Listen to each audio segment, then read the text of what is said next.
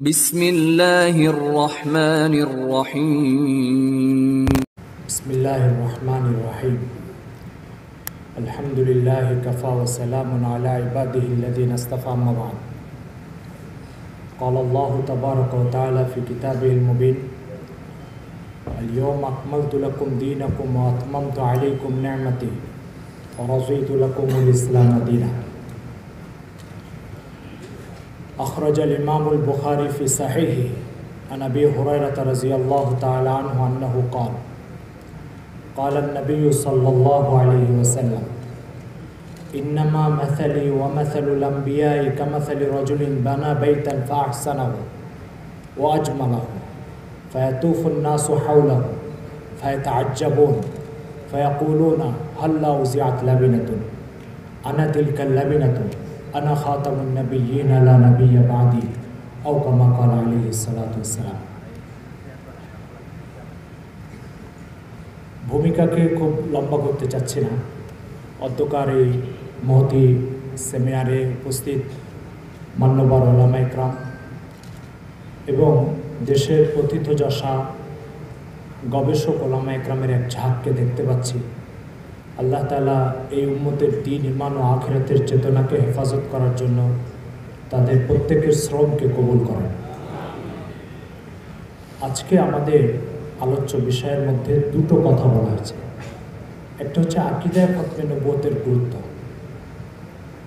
আরেকটা কথা বলা হয়েছে যে আকাবিরে উলামায়ে দেওবন্দ তাদের কোরবানি এবং ত্যাগ এই আকীদার হেফাজতের জন্য কী পরিমাণ কোন পর্যায়ে ইতিহাসের পাতায় সেটা কীভাবে সংরক্ষিত আছে। মোহতারাম হাজিরিন, আকীদায়ে খতমে নবুয়ত ইসলামের অপরিহার্য বুনিয়াদী আকীদার অন্যতম। অর্থাৎ যে আকীদাগুলোর মধ্যে যে আকীদাগুলোর দ্বারা ইসলামের ভিতরে এবং বাইরে এই বিষয়টা চিহ্নিত হয়, সেই কয়টা আকীদার ভিতরে অন্যতম হচ্ছে আকীদায়ে খতমে নবুয়ত। বিষয়টাকে যদি আরেকটু খুলে বলি তাহলে এইভাবে বলতে পারি যে ইসলামের ওই মৌলিক আকীদা যেগুলোর একটার অনুপস্থিতি সবগুলোর অনুপস্থিতিকে অপরিহার্য করে, সেই মৌলিক আকীদাগুলোর একটা হচ্ছে আকীদায়ে খতমে নবুয়ত। উদাহরণস্বরূপ, নামাজের ফরজ 13টা। এখন কোনো একজন ব্যক্তি অজু ছাড়া নামাজ পড়বে, অজু ছাড়া নামাজ পড়ার পরে সালাম ফিরালো, নামাজের ফরজ দায়িত্ব থেকে সে নিশ্চয় অব্যাহতি পাবে না। কেন? তার কারণ হচ্ছে এক, অজু না থাকা তার রুকুকে ফাসিদ করে দিয়েছে, সেজদাকে ফাসিদ করে দিয়েছে, কিয়ামকে ফাসিদ করে দিয়েছে, কেরাতকে ফাসিদ করে দিয়েছে। একটার অনুপস্থিতি বাকি 12টার অনুপস্থিতিকে অপরিহার্য করে তুলেছে। আকীদায়ে খতমে নবুয়ত হচ্ছে এমন একটি বুনিয়াদী আকীদা, যে আকীদাকে কেউ যদি অস্বীকার করে তাহলে তার তৌহিদ মূল্যহীন, তার রিসালাতের আকীদা মূল্যহীন, তার আখিরাতের বিশ্বাস মূল্যহীন। ইসলামের বাকি আকীদার কোনো একটি আকীদা গ্রহণযোগ্যতা পাবে না যদি আকীদায়ে খতমে নবুয়ত অস্বীকার করে। আমরা যদি প্র্যাকটিক্যাল একটা উদাহরণ দিয়ে বলতে চাই তাহলে এইভাবে বলতে পারি যে, মনে করেন একটি পুকুর 2 বিঘা জমির উপরে শক্ত করে পাড় বাঁধা, এক সাইডে 1 হাত পাড় খোলা, ওই চারিদিকে পাড় বাঁধা সেই পাড় এই পুকুরের পানি এবং মাছের হেফাজতের জন্য তখনই ভূমিকা রাখবে যদি এই 1 হাত বন্ধ থাকে। কিন্তু এই 1 হাত যদি খোলা থাকে, পুরো পাড়টা ওই পুকুরের মাছ ও পানি হেফাজতের জন্য কোনো ভূমিকা পালন করবে না। আকীদায়ে খতমে নবুয়তটা হচ্ছে এমন একটা আকীদা যে বাকি সকল আকীদা গ্রহণযোগ্য হওয়ার জন্য এই আকীদার বিশ্বাস অপরিহার্য। এই আকীদা যদি কেউ বিশ্বাস না করে, এমনকি মুহাম্মদ সাল্লাল্লাহু আলাইহি ওয়াসাল্লামকে সে নবী বলে বিশ্বাস করে, মুহাম্মদ সাল্লাল্লাহু আলাইহি ওয়াসাল্লামকে সাইয়্যিদুল আম্বিয়া ওয়াল মুরসালিন বলে বিশ্বাস করে, মুহাম্মদ সাল্লাল্লাহু আলাইহি ওয়াসাল্লামকে বিশ্ব নবী বলেও বিশ্বাস করে, কিন্তু খাতামুন নবীয়িন বলে বিশ্বাস করে না, তাহলে তার তৌহিদও মূল্যহীন, রিসালাতও মূল্যহীন, আখিরাতও মূল্যহীন। সে ইসলামের সীমানা থেকে বেরিয়ে যাবে। যেভাবে পুকুরের মাছ ও পানি 1 হাত কাটা থাকলে পুরাটাই বেরিয়ে যাবে, বাকি পার্ট তাকে আটকে রাখতে পারবে না, তার ইসলামকেও বাকি আকীদাগুলো আটকে রাখতে পারবে না যদি আকীদায়ে খতমে নবুয়ত তার ভিতরে গণ্য না হয়। মোহতারাম হাজিরিন, এটা হচ্ছে আকীদায়ে খতমে নবুয়তের একটা সংক্ষিপ্ত গুরুত্বের কথা আমরা বললাম। দ্বিতীয় যে কথাটা সেটা হচ্ছে এই আকীদার একটা ফিলোসফি আছে। আকিদায় খতমে নবুয়তের একটা ফিলোসফি আছে। ফিলোসফিটা হচ্ছে, মনে করুন একজন ব্যক্তি 80 বছরের বৃদ্ধ, সে জীবনের যত সম্পদ অর্জন করেছে একটা ঘরের ভিতরে সেটাকে বন্দি রেখেছে। বন্দি রেখে সে কোনো এক মাসের জন্য দেশের বাইরে সফরে যাবে। তার মাথায় দুশ্চিন্তা ঢুকলো যে আমার এই ঘরের ভিতরে যে সম্পদগুলো সারা জীবন ধরে আমি হেফাজত করলাম, সফরে গেলে এগুলো বেহাত হয়ে যেতে পারে, কেউ নিয়ে চলে যেতে পারে। এই দুশ্চিন্তা তাকে ভারী ভারী কিছু তালা কিনে এনে ঘরে লাগাই দিতে বাধ্য করবে। সে তালা লাগিয়ে নিশ্চিন্তে সফর করে আসবে, সব হেফাজতের সাথে পাবে। তো ঠিক যেই চিন্তা তাকে তালা লাগাতে বাধ্য করেছে, ওই চিন্তাই মুহাম্মদ সাল্লাল্লাহু আলাইহি ওয়াসাল্লামকে খাতামুন নবীন বলে ঘোষণা দিতে উৎসাহিত করেছে, বা আল্লাহ পাক এই ঘোষণা দিতে বলেছেন তাকে। সেটা হলো মুহাম্মদ সাল্লাল্লাহু আলাইহি ওয়াসাল্লাম 23 বছরের নবুয়তের জিন্দেগিতে মহান আল্লাহ তাআলার কাছ থেকে যে আকায়েদ নিয়ে আসছেন, যে আহকাম নিয়ে আসছেন, যে উসুলে দ্বীন নিয়ে আসছেন, এটাকে তিনি ইসলাম নামক একটা ঘরের ভিতরে এটাকে গচ্ছিত করেছেন, সাজিয়েছেন, পরিপাটি করে রেখেছেন, এবং ইন্তেকালের দিন তিনি উম্মতকে এর উপরে রেখে চলে গেছেন। এখন তিনি চাচ্ছেন আমি যে আহকাম ও আকাইদের উপর আমার উম্মতকে রেখে যাচ্ছি, এটার উপরে উম্মত কিয়ামত পর্যন্ত চলবে। এর ভিতরে কেউ যেন কোনো হস্তক্ষেপ, পরিবর্তন এটা যাতে না করতে পারে। এই জন্য তিনি ঘোষণা দিয়ে গেছেন যে আমি যে তালা লাগাই গেলাম নবুয়তের ঘরে, ইসলামের এই ঘরে নবীর পরিচয় আর কোনো ব্যক্তি ঢুকতে পারবে না, এখানে হস্তক্ষেপও করতে পারবে না, আকাইদ ও আহকামকে পরিবর্তনও করতে পারবে না। তো আকিদায় খতমে নবুয়তের ফিলোসফিটা কি? ফিলোসফি হচ্ছে দিন হেফাজতের গ্যারান্টি। এটা যেমন তালা মারাটা 80 বছর ধরে উপার্জিত সম্পদের হেফাজতের গ্যারান্টি। আকিদায় খতমে নবুয়ত যদি ইসলামের মধ্যে না থাকে, তাহলে অরক্ষিত সম্পদ সেটার যেই দশা হবে, ইসলামের সেই দশা হবে। তার মানে হচ্ছে কালকে একজন নবী নবুয়তের দাবি করবে, সে তার অনুসারীদেরকে বলবে তোমাদের জন্য নতুন এই বিধান আসছে, আজকে আমার কাছে নতুন ওহি আসছে, ওহির ভিতরে এই আকিদাগুলো আসছে। এবার বলেন, সে ইসলামের মধ্যে নতুন কিছু ঢুকাবে আর ইসলাম থেকে নতুন পুরাতন কিছু বের করবে। বের করার পরে সেই দিনটা কি আসমানি দিন থাকবে, না এই মিথ্যা প্রতারকের সাজানো দিন হয়ে যাবে? মোহতারাম হাজিরিন,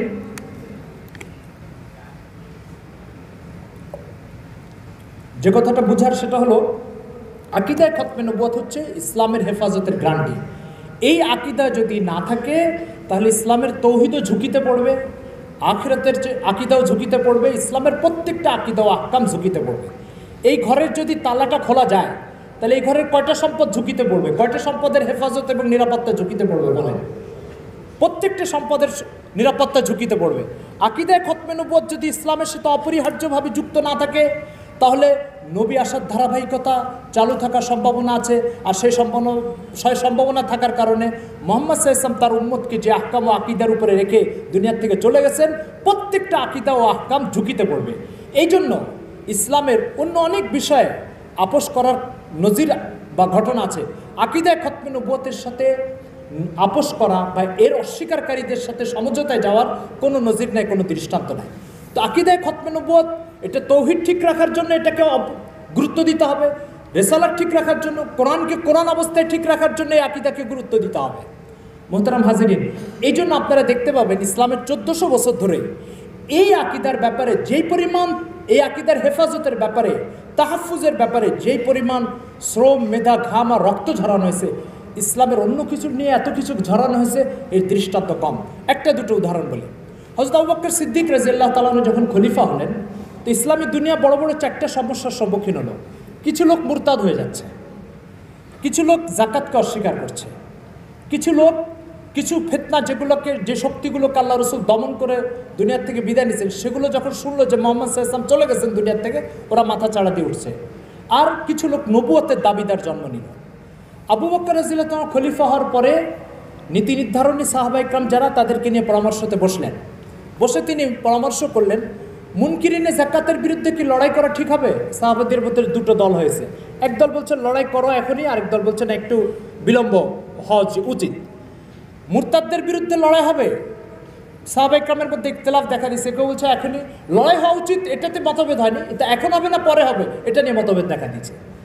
তারপরে যে সমস্ত শক্তি মাথা চাড়া দিয়ে উঠতেছে তাদের বিরুদ্ধে লড়াই হবে কিনা, এটা নিয়েও মতভেদ দেখা দিয়েছে। কিন্তু যখনই সাহাবায়ে কেরামের মজলিসে এই বিষয়টা নিয়ে আলোচনা আসছে, মুসাইলামাতুল কাজ্জাবের ব্যাপারে কি সিদ্ধান্ত, টোটাল কোনো ধরনের কোনো ইখতিলাফ ছাড়া সমস্ত সাহাবী একমত হয়েছেন এই কথার উপরে, মুসাইলামাকে এখনই দমন করা হবে, 1 মিনিটও তাকে কোনো সুযোগ দেওয়া হবে না। মোহতারাম হাজিরিন, এই ঘটনা, এই পরামর্শের ঘটনাটা তারিখে তাবারির ভিতরে মোহাম্মদ ইবনে জারিরের তাবারি উল্লেখ করেছেন। সেখানে তিনি এই কথা উল্লেখ করেছেন, আবু বকর রাদিয়াল্লাহু তাআলা তাআলার কাছে এই সংবাদ পৌঁছে যে মুসাইলামা তার মুয়াজ্জিনকে আদেশ করেছে যে আজানের ভিতরে এই শব্দ বলতে, আশহাদু আন্না মুহাম্মাদার রাসূলুল্লাহ। আবু বকর রাদিয়াল্লাহু তাআলার কানে এই কথা আসার পরেও তিনি থামেন নাই, তিনি মুসাইলামাকে দমন করার জন্য সৈন্য প্রেরণ করেছেন। প্রশ্ন হচ্ছে কেন? সে তো মুহাম্মদ সাল্লাল্লাহু আলাইহি ওয়াসাল্লামের রিসালাতকে ইকরার করত এবং সে সেই ইকরারের একটা চিঠিও মুহাম্মদ সাল্লাল্লাহু আলাইহি ওয়াসাল্লামের কাছে জীবদ্দশায় পাঠিয়েছে মুসাইলামা। তারপরেও কেন আবু বকর রাদিয়াল্লাহু তাআলা সৈন্য প্রেরণ থেকে পিছু হটলেন না? এর কারণ হচ্ছে আবু বকর রাদিয়াল্লাহু তাআলা জানতেন শুধু মুহাম্মদ সাল্লাল্লাহু আলাইহি ওয়াসাল্লামকে নবী হিসাবে স্বীকার করা এটা ইসলাম গ্রহণ বা ইসলামের অনুসারী হওয়ার জন্য যথেষ্ট নয়, মুহাম্মদ সাল্লাল্লাহু আলাইহি ওয়াসাল্লামকে খাতামুন নবিয়্যিন বলে বিশ্বাস করতে হবে। এই জন্য সৈন্য প্রেরণ করে তাকে দমন করেছে। আজকে কাদিয়ানী সম্প্রদায় তারা একটা কথা ইদানিং বলা শুরু করেছে যে মির্জা গোলাম মোহাম্মদ কাদিয়ানী শরিয়ত ছাড়া নবী ছিল। যদি শরিয়ত ছাড়া নবী আসার কোনো অবকাশ ইসলামে থাকতো তাহলে আবু বকর রাদিয়াল্লাহু তাআলা তার প্রেরিত সৈন্যদের আমিরকে বলে দিতেন, যে মুসাইলামাকে জিজ্ঞাসা করবা যে মুসাইলামা কি শরিয়তওয়ালা নবী না শরিয়ত ছাড়া নবী। যদি শরিয়ত ছাড়া নবী হয় তাহলে তার বিরুদ্ধে অ্যাকশনে যা, যদি শরিয়তওয়ালা নবী দাবি করে অ্যাকশনে যাবা, আর যদি শরিয়ত ছাড়া নবী হয় তাহলে সমঝোতায় যাবা বা আপোষে যাবা। এ কথা বলেননি। আবু বকর রাদিয়াল্লাহু তাআলা সৈন্যবাহিনী প্রেরণ করেছেন আর বলেছেন যে নবুয়তের দাবি করুক না কেন বাস তাকে দুনিয়া থেকে খতম করে তারপর আসবে। আপনারা জানেন সেই যুদ্ধে কমবেশ 1200 সাহাবী শহীদ হয়েছে এবং মুসাইলামার 40,000-এর বাহিনীকে শেষ করে আসছে। জায়গাটা হচ্ছে ইয়ামামা, এটা সৌদি আরবের বর্তমান রাজধানী রিয়াদের পাশে। সৌদি আরবে মক্কা মদিনার অনেক আসারে কাদিমা এবং ইসলামিয়া তো ধ্বংস করেছে, কিন্তু মুসাইলামাতুল কাজ্জাবের ধ্বংসের তার যে বাড়িঘর সেগুলোর চিহ্ন এখনও আছে ইতিহাসে, তারা এই জায়গাটা এখনও ধ্বংস করেনি। এরপরে যে কথাটা সেটা হচ্ছে যে আকীদায়ে খতমে নবুয়ত। আপনারা জানেন ইসলামের পৃথিবীর অন্য সকল আদিয়ানে সামাবিয়া আসমান থেকে যে দিনগুলো আসছে সেই দিনের মধ্যে ইসলামের একটা বিরল বৈশিষ্ট্য হচ্ছে যে একমাত্র মুনাজ্জাল মিনাস সামা এখন এই দাবি যদি করে তাহলে ইসলামের অনুসারীরা দাবি করতে পারবে যে আমাদের দিনটা মুনাজ্জাল মিনাস সামা, আসমান থেকে প্রেরিত। মানব মেধার কোনো দখল এই দিনের ভিতরে নাই, এর আকাইদের ভিতরে, এর ইবাদতের ভিতরে, এর উসুলের জওয়াবেতের ভিতরে মানব মেধার কোনো দখল নাই। পুরাটাই মুনাজ্জাল মিনাস সামা। কিতাবুন আনজালনাহু ইলাইকা লিতুখরিজান নাসা মিনাজ যুলুমাতি ইলান নূর। এই কোরআন আমি আপনার কাছে নাজিল করেছি, এটা আসমানের মালিকের পক্ষ থেকে আসছে। সুতরাং মুনাজ্জাল মিনাস সামা এই চিত্রটা পৃথিবীতে আর কোনো দিনের ভিতরে নাই। হিন্দু ধর্ম মানব মেধা প্রসূত, খ্রিস্ট ধর্ম তাসলিস, তার মূল আকিদা তাসলিস কখনো আসমান থেকে নাজিল হতে পারে না। আসমান থেকে আকিদা নাজিল হলে তৌহিদ নাজিল হবে। সুতরাং আসমান থেকে নাজিল এই একমাত্র বৈশিষ্ট্য এখন শুধুমাত্র কোন দিনের? ইসলামের। আকিদায়ে খতমে নবুয়ত, এই আকিদা যদি ইসলামের সাথে যুক্ত না থাকে তাহলে ইসলামের এই বৈশিষ্ট্যটা ধ্বংস হয়ে যাবে। কেন? যখন একজন ব্যক্তি নবুয়তের দাবি করবে তখন সে তার মস্তিষ্ক প্রসূত কথা ইসলামের মধ্যে ঢুকাবে। যখন মস্তিষ্ক প্রসূত কথা ইসলামের মধ্যে ঢুকাবে ওই রাস্তা তো টোটাল বন্ধ। সুতরাং যখন ঢুকাতে তখন এটা আসমান থেকে নাজিল হওয়ার যে চিত্র বৈশিষ্ট্যটা সেটা ধ্বংস হয়ে যাবে। তখন এটা অন্য 10টা হিন্দু ধর্ম, খ্রিস্ট ধর্ম, ইহুদি ধর্ম এদের মতো মানব মেধাপ্রসূত দিন বা আকিদার সমষ্টি হিসাবে চিহ্নিত হবে। ফলে ইসলাম, আমি স্রষ্টা হচ্ছি, আমি আল্লাহ তাআলার সৃষ্টি, আল্লাহ আমার স্রষ্টা, সৃষ্টি হিসাবে একমাত্র স্রষ্টার দিন আমি মানতে পারি। আমি মানুষের মেধা থেকে আবিষ্কৃত দিন মানতে পারি না। ইনিল হুকমু ইল্লা লিল্লাহ, আল্লাহ লাহুল খালকু ওয়াল আমর, সৃষ্টি যার হবে বিধান তারই হবে। সুতরাং আল্লাহ তাআলা কর্তৃক প্রেরিত দিন, এই চিত্র আর এই বৈশিষ্ট্য যদি ইসলামের মধ্যে অক্ষুণ্ণ থাকতে হয় তাহলে আকিদায়ে খতমে নবুয়তের এই আকিদা অপরিহার্যভাবে লালন করতে হবে। নবী আগমনের যে কোনো সম্ভাবনার দরজাকে বন্ধ রাখতেই হবে, নতুবা এই ইসলাম মিনাল মুখতারাতিল ইনসানিয়া হয়ে যাবে, মানব মেধা থেকে আবিষ্কৃত দিন হয়ে যাবে। মোহতারাম হাজিরিন, পৃথিবীতে আসমানি দিন তাহরিফ ও বিকৃত হয়েছে এর অসংখ্য দৃষ্টান্ত আছে। খ্রিস্ট ধর্ম তাদের মৌলিক বিশ্বাস আজকে তৃতীয়বাদ। আপনার কি মনে হয় তৃতীয়বাদ আসমান থেকে নাজিল হওয়ার মতো কোনো আকিদা হতে পারে? আল্লাহ নিজে ওয়াহদাহু লা শারীকা লাহু, তিনি তৃতীয়বাদের দিন কিভাবে নাজিল করবেন? এই খ্রিস্ট ধর্মকে আসমান থেকে তৃতীয়বাদের সাথে নাজিল হয়েছে না একত্ববাদের সাথে নাজিল হয়েছে? বহু ঈশ্বরের বিশ্বাস এই দিনের ভিতরে ঢুকলো কি করে? বহু ঈশ্বরের বিশ্বাস এই দিনের ভিতরে ঢুকলো একমাত্র এই দিন বিকৃত হওয়ার কারণে। সেন্ট পল এটার ভিতরে, এই খ্রিস্টবাদের ভিতরে তৃতীয়বাদের বিশ্বাস ঢুকেছে। এই যে বহু ঈশ্বরের বিশ্বাস, তৃতীয়বাদে বিশ্বাস, এটা একটা দৃষ্টান্ত আসমানি দিন বিকৃত হয়। এই দৃষ্টান্ত আছে কিনা? ইংরেজ এই কাজ চেয়েছিল। ইংরেজ চেয়েছিল সেন্ট পলকে দিয়ে যেমন ইহুদিরা খ্রিস্ট ধর্মকে শেষ করেছে, ইংরেজ চেয়েছিল মির্জা কাদিয়ানিকে দিয়ে ইসলামকে শেষ করবে। মির্জা কাদিয়ানিকে দিয়ে ইসলামের মৌলিক বিশ্বাসকে যখন শেষ করে ফেলবে, তখন এই দিনের মূল স্পিরিট ও পাওয়ার যেটা, সেটা শেষ হয়ে যাবে। আর মনে রাখবেন, আপনার যদি জ্বর হয়, ভেজাল ওষুধ ওই জ্বরের জন্য হুমকি না, কিন্তু নির্ভেজাল ওষুধ অবশ্যই জ্বরের জন্য হুমকি। নির্ভেজাল দিন যেটা আসমান থেকে নাজিল হয়েছে, সেটা পৃথিবীর প্রত্যেক তাগুতের জন্য হুমকি। যদি সেই দিন ভেজাল হয়ে যায়, তাহলে এই দিন কখনোই কোনো তাগুতের জন্য হুমকি নয়। মোহতারাম হাজিরিন, ইংরেজ ইসলামের খাঁটি রূপতার কারণে এই দিনকে মোকাবেলা করতে পারছিল না, ব্যর্থ হচ্ছিল। সে চাচ্ছিল এটাকে একটু ভেজাল বানাতে। ভেজাল বানায় যখন দিব, তো এর মূল স্পিডটা শেষ হয়ে যাবে, তখন এই দিনের মোকাবেলা করার আমাদের জন্য সহজ হবে এবং অসম্ভব হবে না। এই চিন্তা নিয়ে সে এই ওষুধটাকে ভেজাল বানায় দিয়ে তারপরে এই উপমহাদেশে তার ক্ষমতাকে পাকাপোক্ত করতে চেয়েছিল। মোহতারাম হাজিরিন, সুতরাং আসমানি দিন বিকৃত হওয়ার ঘটনা দুনিয়াতে আছে এবং এর উদাহরণ আছে। এরপরে যে কথাটা বলবো সেটা হচ্ছে, কোরআন ও সুন্নাতে আকিদায়ে খতমে নবুয়তের আকিদাটাকে বিভিন্ন উসলুবে সাজানো হয়েছে। কোথাও সরি ইবারত, সূরা আহজাবের 40 নম্বর আয়াত, মা কানা মুহাম্মাদুন আবা আহাদিম মির রিজালিকুম ওয়ালাকিন রাসূলুল্লাহি ওয়া খাতামান নাবিয়্যিন। খাতামান নাবিয়্যিন, এটা সরি, স্পষ্ট এবং কতিউদ দালালা কতিউদ সুবুত। সুতরাং এই ধরনের স্পষ্ট শব্দ বাক্য কোরআনে আরও আছে। আলিয়াউমা আকমালতু লাকুম দীনাকুম, এই ধরনের নুসুস কোরআন মজিদে ভরি ভরি। যেহেতু এখানে ওলামা ইকরাম বেশি, এই সমস্ত নুসুস আলোচনা করার দরকার নেই। কোরআন মজিদে আকিদায়ে খতমে নবুয়তকে কখনো ইশারাতুন নাস দিয়ে বলা হয়েছে, কখনো ইবারাতুন নাস দিয়ে বলা হয়েছে, কখনো দালালাতুন নাস দিয়ে বলা হয়েছে। যেমন একটা নাস কোরআন মজিদে আল্লাহ তাআলা বলছেন, ইয়া আইয়ুহান নবী ইন্না আরসালনাকা শাহিদান ওয়া মুবাশশিরান ওয়া নাযীরা ওয়া দাঈয়ান ইলাল্লাহি বিইযনিহি ওয়া সিরাজাম মুনিরা। সূরা আহজাব আয়াত 45-40। আল্লাহ তাআলা বলছেন, রাসূল সাল্লাল্লাহু আলাইহি ওয়াসাল্লামকে আমি 5টা বৈশিষ্ট্য দিয়ে আপনাকে পাঠিয়েছি, এর ভিতরে একটা বৈশিষ্ট্য হচ্ছে সিরাজাম মুনিরা। আপনারা জানেন, কোরআনে যদি সিরাজ শব্দ ব্যবহার হয়, এটা সূর্যের অর্থে ব্যবহার হয়। আল্লাহ তাআলা বলছেন, ওয়াজআলাল কামারা নূরা ওয়াজআলাশ শামসা সিরাজা, আমি সূর্যকে সিরাজ বানিয়েছি। কোরআনে সিরাজ শব্দ সূর্যের অর্থে ব্যবহার হয়। আরেক আয়াতে সূরা নাবাতে ব্যবহার হয়েছে। আল্লাহ তাআলা বলছেন, ওয়াজআলনা সিরাজা ওয়াহাজা, আমি কিরণ সমৃদ্ধ এক সূর্য তৈরি করেছি। তো সিরাজা মুনিরা বলা হচ্ছে রাসূল সাল্লাল্লাহু আলাইহি ওয়াসাল্লামকে। তাহলে সিরাজের অর্থ হচ্ছে বাতি, মুনির আলো বিতরণকারী, অন্ধকার দূরকারী। তো আলো বিতরণকারী সূর্য, মুহাম্মদ সাল্লাল্লাহু আলাইহি ওয়াসাল্লামকে আলো বিতরণকারী সূর্যের সাথে কেন আল্লাহ পাক তুলনা করলেন? ওয়াজে তাশবিহটা কি? অর্থাৎ মুহাম্মদ সাল্লাল্লাহু আলাইহি ওয়াসাল্লাম মুসাব্বা, সিরাজা মুনিরা মুসাব্বাবি। ওয়াজে তাশবিহটা কি? মুফাসসিরিন ইকরামের অনেকগুলো ওয়াজে তাশবিহ বয়ান করেছে, আমি 2-3টা বলি। একটা, সূর্য যখন উদিত হয়, তখন এই যে পৃথিবীর এই বাতিগুলো যেগুলো রোডে ঘাটে ঘরে দুয়ারে জ্বলে, এগুলো বন্ধ হয় না চালু থাকে? সব নিভে যায়। সূর্য ওঠার পরে সব বাতি নিভে যায়। এই বাতিগুলো সারা রাত ধরে আলো দিয়েছে, কিন্তু সূর্য উঠে গেছে, এখন এটা নিষ্প্রয়োজন, অপ্রয়োজন। এগুলো সব কটা মিলে যে বাতি আলো দিবে, এক সূর্য তার চেয়ে বেশি আলো বিতরণ করবে। আল্লাহ তাআলা মুহাম্মদ সাল্লাল্লাহু আলাইহি ওয়াসাল্লামকে সিরাজা মুনিরা বলছে যে মুসা আলাইহিস সালাম, ঈসা আলাইহিস সালাম, ইব্রাহিম আলাইহিস সালাম, ইসমাঈল আলাইহিস সালাম, ইদ্রিস আলাইহিস সালাম, এই সমস্ত নবুয়তের বাতিগুলো একসময় সারা রাত ব্যাপী আলো দিয়ে সারা পৃথিবীকে আলোকিত করেছে। কিন্তু যখন মুহাম্মদ সাল্লাল্লাহু আলাইহি ওয়াসাল্লামের সূর্য উদিত হয়েছে, তখন এই সব বাতি মিলে যত আলো দিবে, এক মুহাম্মদ সাল্লাল্লাহু আলাইহি ওয়াসাল্লামের বাতি তার চেয়ে বেশি আলো দিবে। সুতরাং আল্লাহ তাআলা বলতে যাচ্ছেন, যখন মুহাম্মদ সাল্লাল্লাহু আলাইহি ওয়াসাল্লামের নবুয়তের বাতি উদিত হয়েছে, তখন পিছনের সব বাতি নিভে যাবে। তো মুহাম্মদ সাল্লাল্লাহু আলাইহি ওয়াসাল্লামের নবুয়ত এসে গেছে, পৃথিবীতে আর কোনো নবুয়ত জারি থাকতে পারে না। এখন বলেন, মুসা আলাইহিস সালাম, ঈসা আলাইহিস সালাম কি সত্য নবী ছিলেন না মিথ্যা নবী ছিলেন? তো সত্য নবীর নবুয়তের বাতি যদি মুহাম্মদ সাল্লাল্লাহু আলাইহি ওয়াসাল্লামের তেজোদ্দীপ্ততার কারণে নিভে যায়, তাহলে মির্জা কাদিয়ানির মিথ্যা নবুয়তের বাতি কিভাবে জ্বলবে? বলেন, সত্য বাতি বন্ধ হয়ে গেলে মিথ্যা নবুয়তের বাতি জ্বলে কিভাবে? তো একটা ওয়াজে তাশবিহ হচ্ছে যে নিভিয়ে দেওয়া, অন্য বাতিগুলোকে নিভিয়ে দেওয়া। সূর্য নিভিয়ে দেয় ছোট ছোট বাতিকে, মুহাম্মদ সাল্লাল্লাহু আলাইহি ওয়াসাল্লাম নিভিয়ে দেয় নবুয়তের অন্য বাতিকে।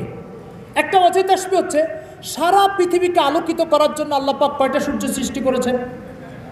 একটা সূর্য। একটি সূর্য সারা পৃথিবীর সমস্ত অন্ধকার দূর করার জন্য যথেষ্ট।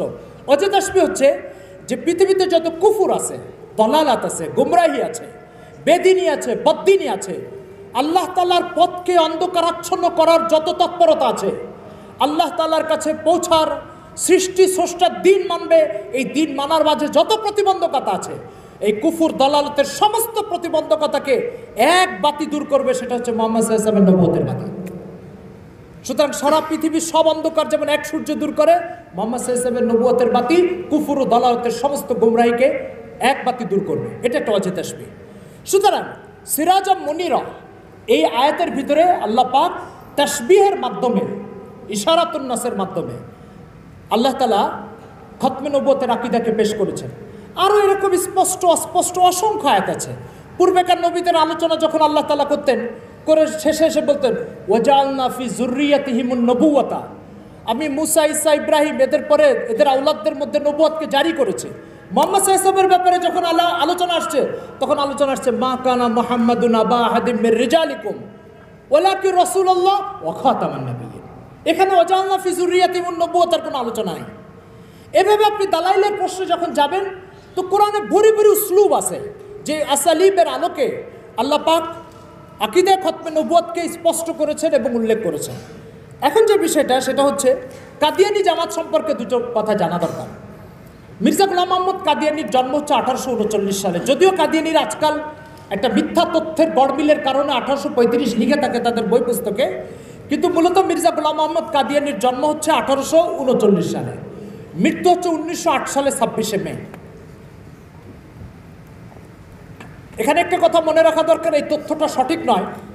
আমাদের সমাজে অনেকে বলে থাকেন মির্জা কাদিয়ানি বাথরুমে মারা গেছে, এই তথ্যটা সঠিক নয়। মির্জা কাদিয়ানি কলেরা রোগে আক্রান্ত হয়ে মারা গেছে, এটা ঠিক, কিন্তু বিছানায় শুয়ে মারা গেছে।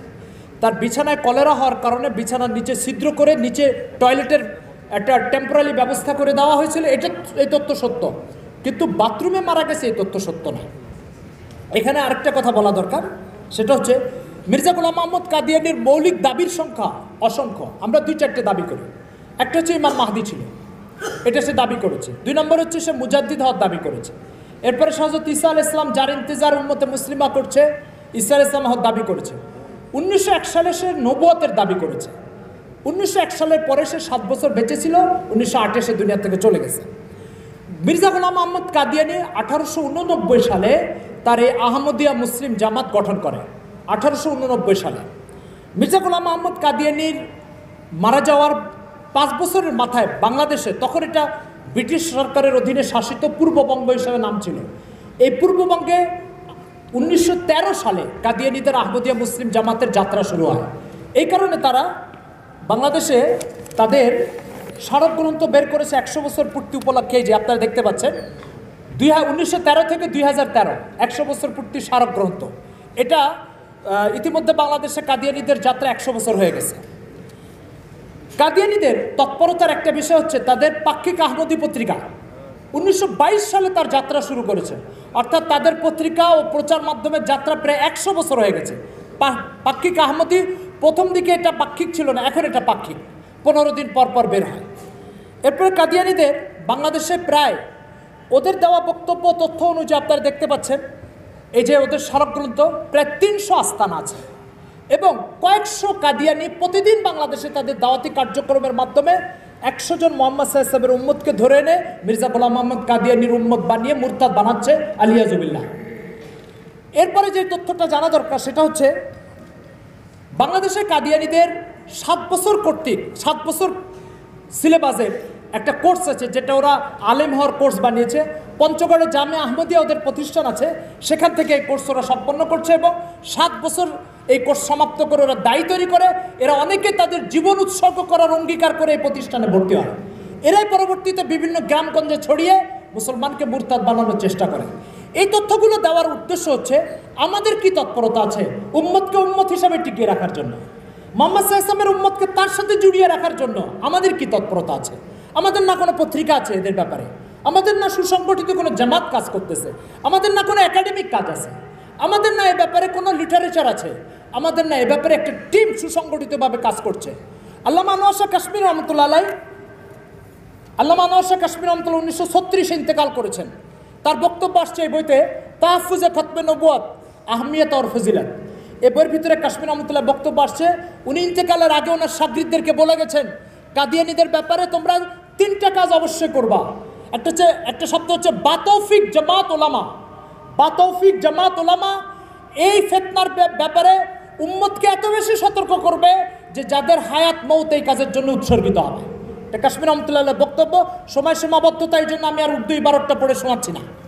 দ্বিতীয় একটা বক্তব্য উনি দিয়েছেন, কাদিয়ানি ফিতনার ব্যাপারে এত বেশি দাওয়াতি কাজ করবে যে কাদিয়ানি আর মির্জাইয়াত এই দুটো শব্দ যেন উম্মতের কাছে গালি হিসাবে চিহ্নিত হয়, কাদিয়ানিরাও যেন এই শব্দটা নিজেদেরকে বলতে লজ্জাবোধ করে।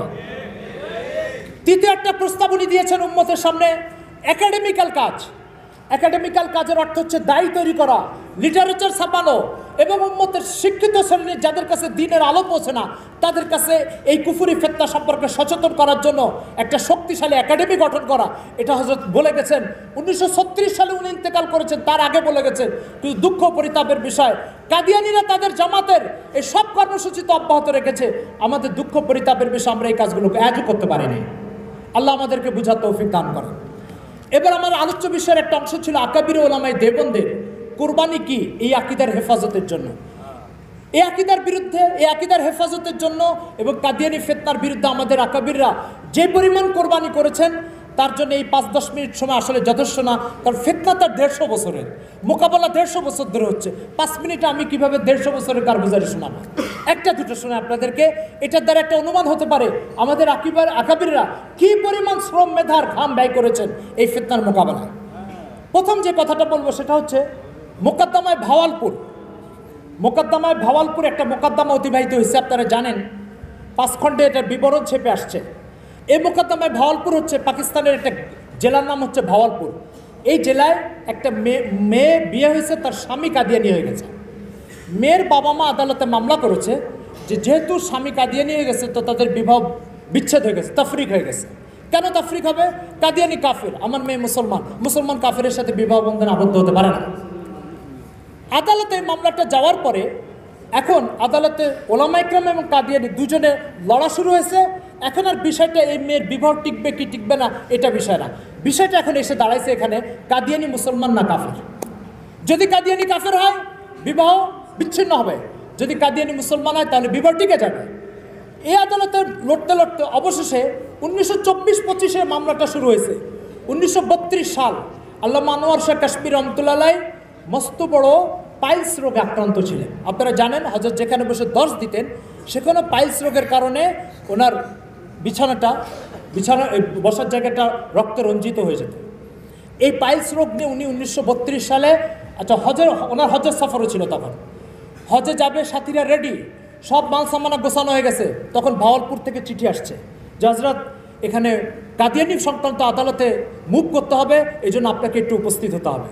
কাশ্মীর রহমতুল্লাহ সাথীদেরকে বললেন তোমরা হজে চলে যাও, আমাকে তো ভাওয়ালপুর যেতে হবে। সাথীরা অত্যন্ত মায়ুস। তখন উনি দারুল দেওবন্দের থেকে চলে গেছিলেন। 1927 উনি দারুল দেওবন্দের শাইখুল হাদিস পদ থেকে ইস্তফা দিয়ে ডাবেলে চলে গেছিলেন।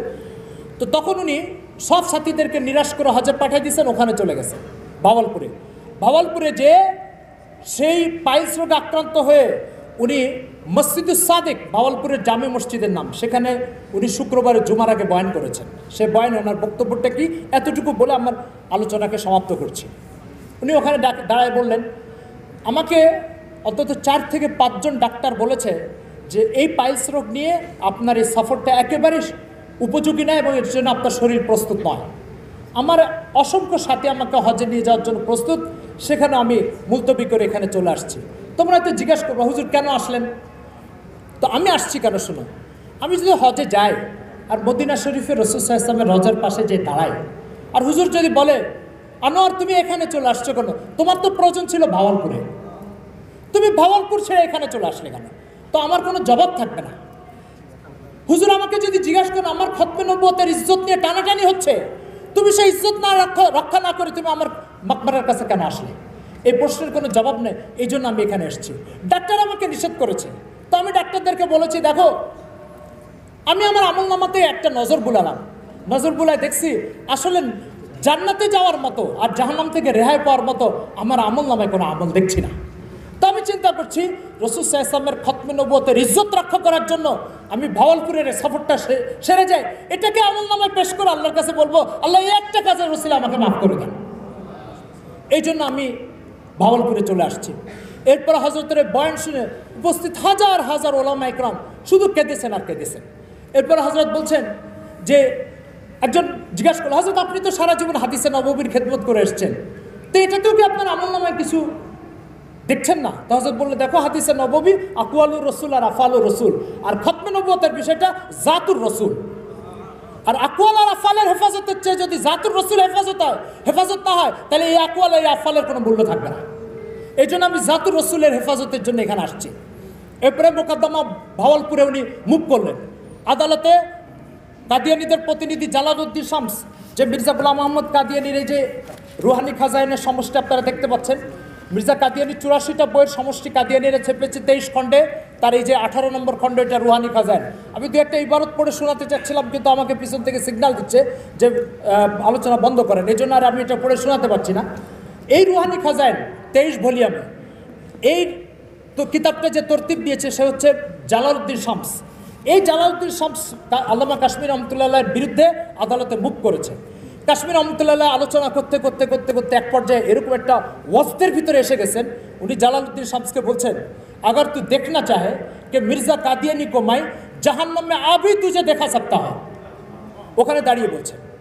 তো জালালউদ্দিন শামস বলছে, হযরত ওনাকে বলছেন যে, तू मेरे हाथ पर हाथ रख के मुझसे ये मुतालबा कर ले, मैं अभी तुझे देखा सकता हूँ कि मिर्जा कादियानी जहन्नम में जल रहा है।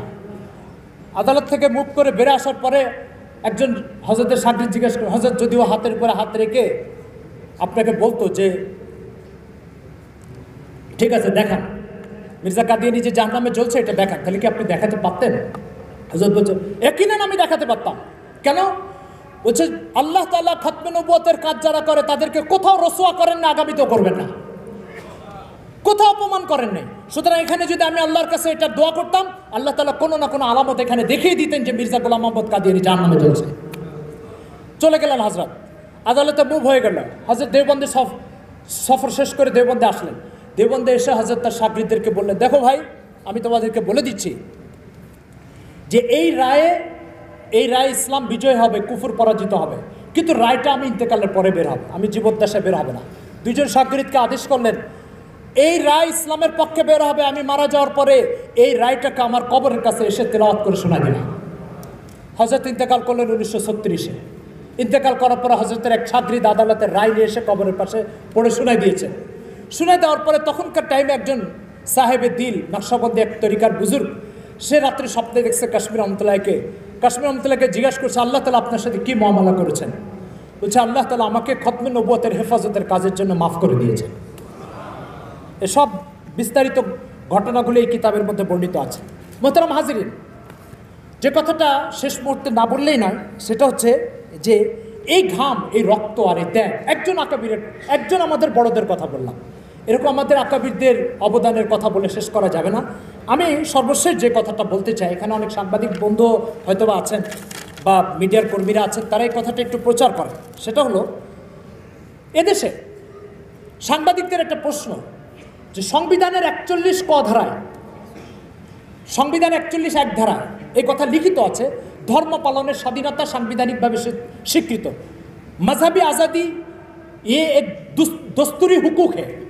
যদি সংবিধানে এটা স্বীকৃত থাকে, তাহলে কাদিয়ানীদেরকে আপনি অমুসলিম ঘোষণা করবেন কেন? তারা তাদের ধর্ম পালন করবে, সাংবিধানিক এই সুবিধা তারা ভোগ করছে, আপনার আপত্তি কেন? আমার প্রশ্ন হচ্ছে, এদেশের সংবিধানে পোশাক পরার স্বাধীনতাও আছে। সংবিধানে যে পোশাক পরতে চায়, হাফ প্যান্ট ফুল প্যান্ট যা পরতে চায়, পরার স্বাধীনতা আছে। কিন্তু এদেশের সংবিধানে সেনাবাহিনীর পোশাকের উপরে নিষেধাজ্ঞাও আছে। কেন নিষেধাজ্ঞা?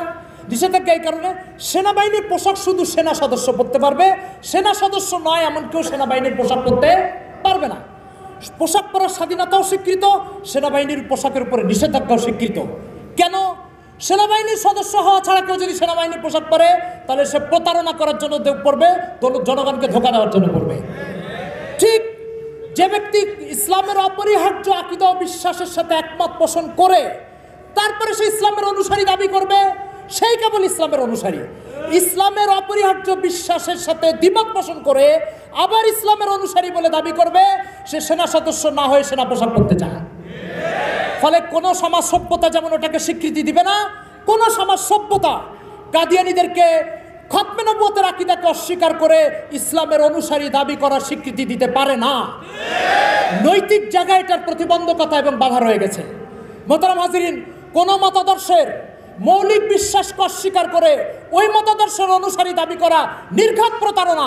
এই প্রতারণার ব্যাপারে এই প্রতারণা কাদিয়ানীরা যুগ যুগ ধরে করে যাচ্ছে।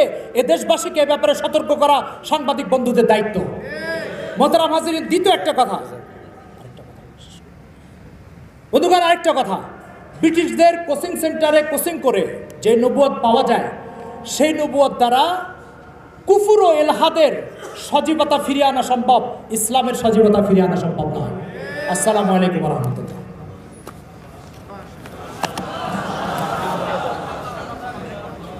মারহাবা, জাযাকুমুল্লাহু খাইর।